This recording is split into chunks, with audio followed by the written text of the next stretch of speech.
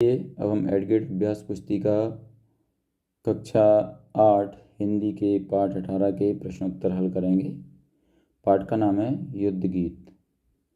तो चलिए हम इसके प्रश्नोत्तर देखते हैं। सबसे पहले दिया है बहुविकल्पीय सही उत्तर छांट कर लिखिए। नीचे बहुविकल्पीय प्रश्न दिए हुए हैं, उसमें 4 विकल्प हैं। 4 विकल्प में से सही विकल्प छांट कर हमें उत्तर की जगह पर लिखना है। तो प्रश्न नंबर 1 है, मरकट शब्द का अर्थ होगा। ऑप्शन ए बाजार, ऑप्शन बी बंदर, ऑप्शन सी मगर, ऑप्शन डी महल।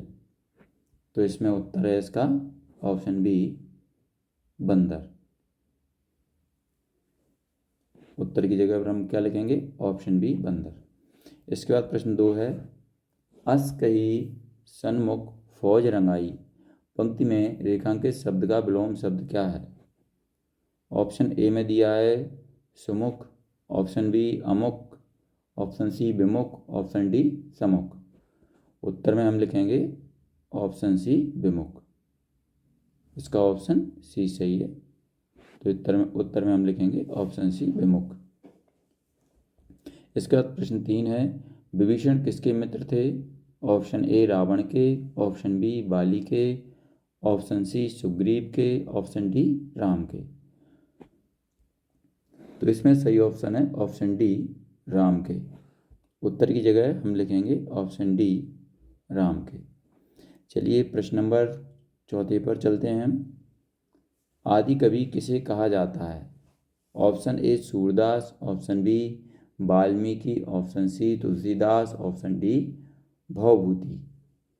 तो इसमें सही ऑप्शन है ऑप्शन बी वाल्मीकि। उत्तर में लिखेंगे वाल्मीकि, ऑप्शन बी वाल्मीकि। इसके बाद प्रश्न 5 है, रावणु रथी बिरथ रघुबीरा, देखी विभीषण भयउ अधीरा। मात्राओं की गणना कर बताइए यह कौन सा छंद है? ऑप्शन ए सोरठा, ऑप्शन बी दोहा, ऑप्शन सी रोला, ऑप्शन डी चौपाई। तो इसमें सही ऑप्शन है ऑप्शन डी चौपाई। उत्तर में हम लिखेंगे ऑप्शन डी चौपाई। इसके बाद हम आगे बढ़ते हैं। नीचे दिए गए प्रश्नों में से उचित शब्द चुनकर रिक्त स्थानों की पूर्ति कीजिए। इसमें शब्द दिए हैं तुलसीदास, द्वंद्व, रूपक, महर्षि वाल्मीकि, स्वर संधि, उत्प्रेक्षा, विसर्ग संधि, विभीषण, सुग्रीव।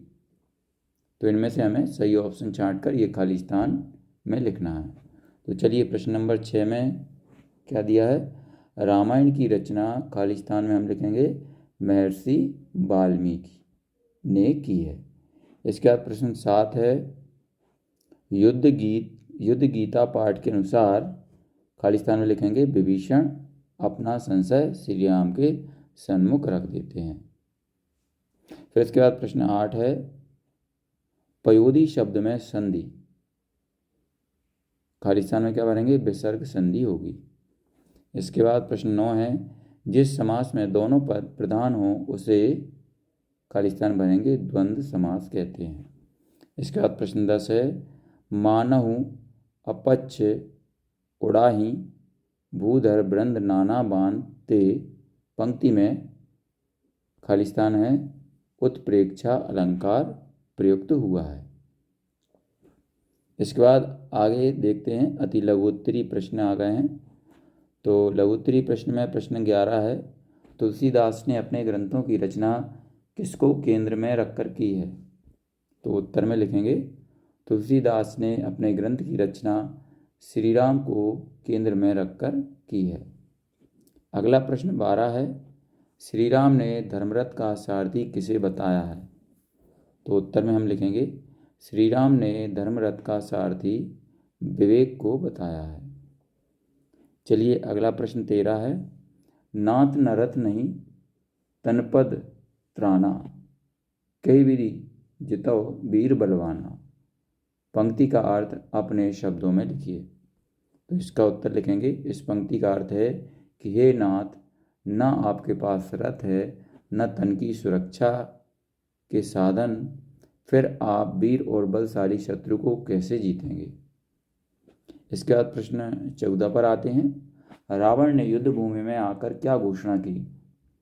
तो इसका उत्तर लिखेंगे, रावण ने युद्ध भूमि में आकर घोषणा की कि वह श्री राम को पराजित करेगा और अपनी बहन के अपमान का बदला लेगा।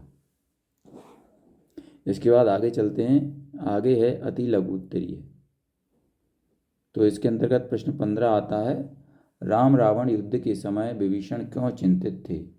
तो उत्तर में लिखेंगे, विभीषण चिंतित थे क्योंकि रावण के पास चतुरंगिनी सेना और अपार शक्ति थी, जबकि श्री राम के पास ना तो रथ था ना ही बहुत बड़ी सेना।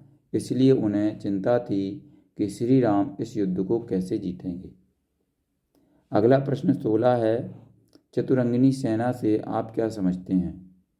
तो इसके उत्तर में लिखेंगे, चतुरंगिनी सेना 4 प्रकार के युद्ध टुकड़ियों वाली सेना होती है, जिसमें पैदल सेना, हाथी, रथ और घुड़सवार शामिल होते हैं। अगला है प्रश्न 17, सिंह शब्द के 2 पर्यायवाची लिखते हुए उनका वाक्य में प्रयोग कीजिए। तो उत्तर में लिखेंगे, सिंह के पर्यायवाची हैं व्याघ्र और केसरी। वाक्य में प्रयोग क्या है, जंगल में एक व्याघ्र गरज रहा था, वह योद्धा केसरी के समान साहसी था। फिर प्रश्न 18 है, बल विवेक दम परहित घोरय, क्षमा कृपा समता रजुजोरय। इस पंक्ति का भावार्थ है कि धर्म रथ के लिए बल, विवेक, धैर्य, दूसरों का भला, क्षमा, करुणा और समानता की भावना अत्यंत आवश्यक होती है, जो रथ के विभिन्न अंगों के समान है, जो इसे मजबूत और अडिग बनाते हैं। फिर आगे दीर्घोत्तरीय प्रश्न आते हैं। प्रश्न नंबर 19 है, प्राचीन काल में होने वाले युद्ध एवं वर्तमान में होने वाले युद्ध में क्या क्या अंतर हैं, विस्तार से लिखिए।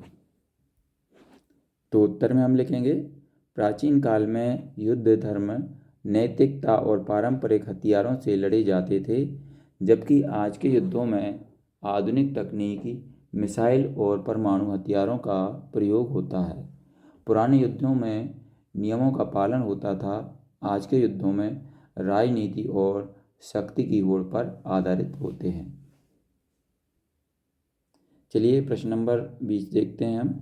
रावण की सेना के विषय में विस्तार से लिखिए। तो उसमें उत्तर में हम लिखेंगे, रावण की सेना बहुत बड़ी और शक्तिशाली थी। इसमें चतुरंगिनी सेना थी, जिसमें पैदल सैनिक, हाथी, रथ, घुड़सवार शामिल थे। रावण के पास कई प्रकार के राक्षस योद्धा थे, जो विभिन्न प्रकार की शक्तियों से संपन्न थे। उनकी सेना में विभिन्न प्रकार के शस्त्रों और अस्त्रों का प्रयोग किया जाता था। इस सेवा का प्रमुख उद्देश्य श्री राम और उनकी वानर सेना का नाश करना था। यहाँ पर ये सेना है, वानर सेना का नाश करना था। तो यहाँ पर ये हमारा पाठ 18 कंप्लीट हो चुका है। अगर हमारा ये वीडियो आपको अच्छा लगता है तो इसको लाइक ज़रूर करें, अपने दोस्तों के साथ भी शेयर करें। इसी तरीके के और भी वीडियो पाने के लिए हमारे चैनल को सब्सक्राइब करना ना भूलें। धन्यवाद।